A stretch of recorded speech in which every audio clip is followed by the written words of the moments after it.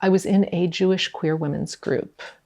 At the time we said lesbian and bisexual women, but of course later on we found out not everybody there was actually a woman. So like now when I think about it more as an umbrella group for LGBTQ Jews. And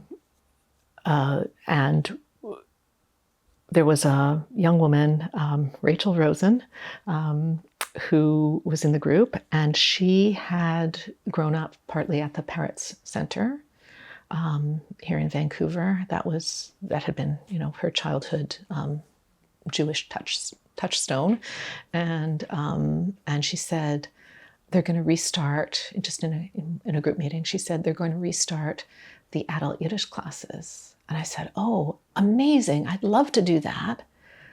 Because I had read Irina and I was thinking about it. Why don't we sign up together? And she said, "Oh, cool, let's do that." So in the end, she was busy on Wednesday nights and couldn't do it, but I went anyway. And I ended up just really, I loved my teacher, Chaya Fuchs, and I just had a really amazing time